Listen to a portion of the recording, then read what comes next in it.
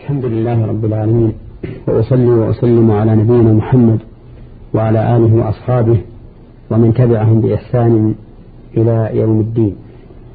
أما بعد، أيها المستمعون الكرام، فهذه هي الحلقة 59 من حلقات برنامج أحكام من القرآن الكريم، نتكلم فيها على قوله تعالى: إن الذين آمنوا والذين هادوا والنصارى والصابئين من آمن بالله واليوم الآخر وعمل صالحا فلهم أجرهم عند ربهم ولا خوف عليهم ولا هم يحزنون. في هذه الآية يقول الله عز وجل مبينا كمال عدله وأنه لا يضيع عمل صالحا وآمن. يقول: إن الذين آمنوا وهم أتباع رسول الله صلى الله عليه وسلم والذين هادوا والنصارى والصابئين. الذين هادوا هم أتباع موسى صلى الله عليه وسلم، ووصف بهذه الصفة لأنهم قالوا: إنا هدنا إليك، أي رجعنا إليك. والنصارى أتباع عيسى بن مريم، وسموا نصارى إما نسبة إلى بلدة تسمى الناصرة، وإما من النصرة، لأن عيسى لما قال: من أنصاري إلى الله؟ قال الحواريون: نحن أنصار الله.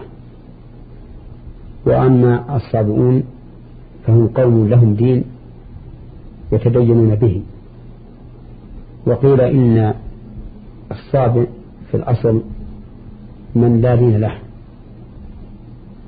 ولكن الذين هادوا والنصارى والصابئين قيد استحقاقهم الأجر بالإيمان بالله واليوم الآخر والعمل الصالح.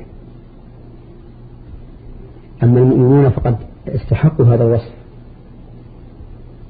فالقول إن كان واردا في حقهم فهو على سبيل التوكيد، وذلك أن الذين بقوا على اليهودية والنصرانية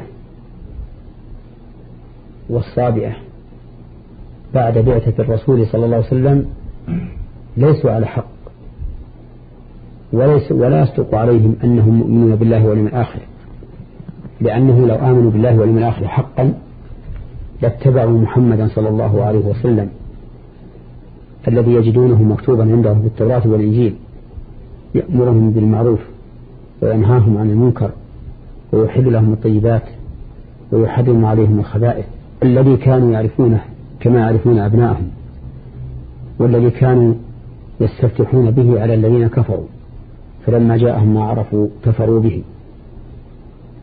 فهم يعني اليهود والنصارى والصابئين بعد بعثة محمد صلى الله عليه وسلم لا يصدق عليهم أنهم يؤمنون بالله واليوم الآخر ويعملون صالحا إلا إذا اتبعوا محمدا صلى الله عليه وسلم.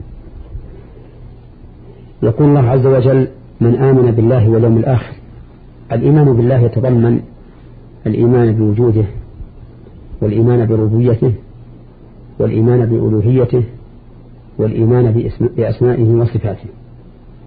فمن أنكر الله فليس بمؤمن، ومن لم يوحده بربوبيته فليس بمؤمن، ومن لم يوحده بألوهيته فليس بمؤمن، ومن لم يوحده بأسمائه وصفاته فيثبتها على ما جاءت في كتاب الله وسنة رسوله صلى الله عليه وسلم من غير تحريف ولا تعطيل ولا تكييف ولا تمثيل فليس بمؤمن.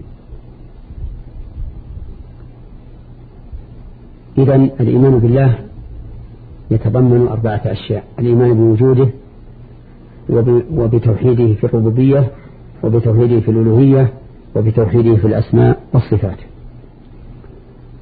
وأما قوله وعمل صالحا، فالعمل الصالح هو الذي اجتمع فيه شرطان: الشرط الأول أن يكون خالصا لله لا يشوبه إشراك، والشرط الثاني أن يكون متبعا فيه رسول الله صلى الله عليه وسلم فلا يشوبه ابتداع.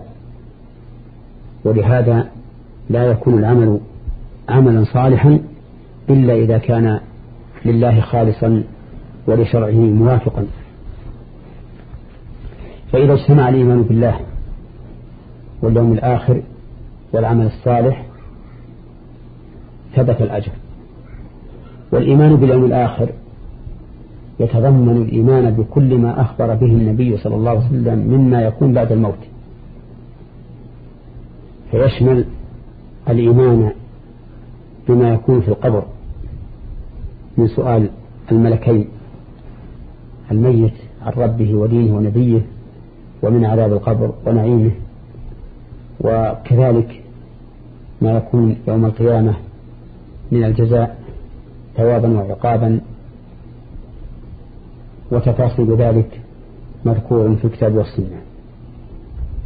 وأما الأجر فهو الثواب على هذا العمل المبني على الإيمان بالله واليوم الآخر، وهو الحسنة بعشر أمثالها إلى 700 ضعف إلى أضعاف كثيرة.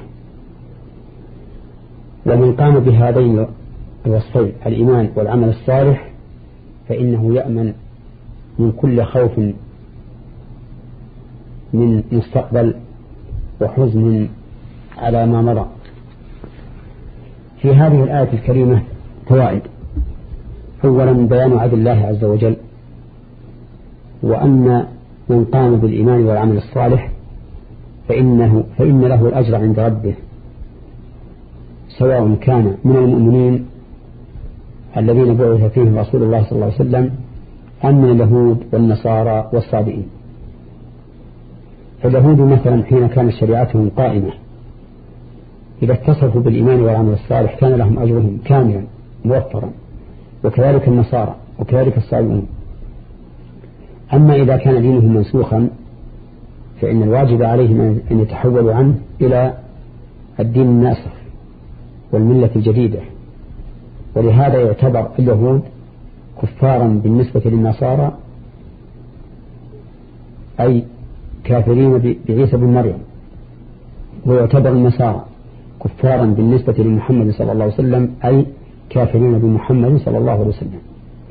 والكافر بمحمد صلى الله عليه وسلم كافر حتى بنبيه، لأن الأنبياء قد بشروا به، كما قال الله تعالى وإنه لتنزيل رب العالمين، أي القرآن نزل به الروح الأمين على قلبك لتكون من المؤمنين بلسان عربي مبين وإنه لفي زبر الأولين.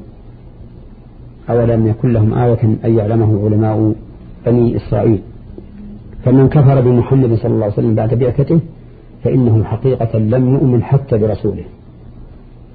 وعلى هذا فاليهود والنصارى والصابئين الموجودون اليوم لو قالوا إنهم يؤمنون بالله واليوم الآخر ويعملون عملا صالحا فإننا نقول لهم هذا لا ينفعكم.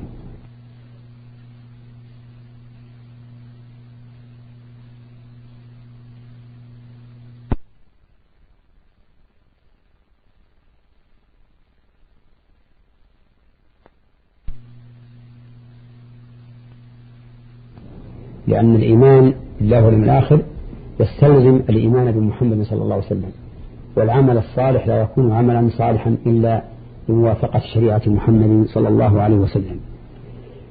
فنسأل الله تعالى أن يجعلنا من المخلصين له المتبعين لرسوله، وإلى حلقة قادمة إن شاء الله تعالى.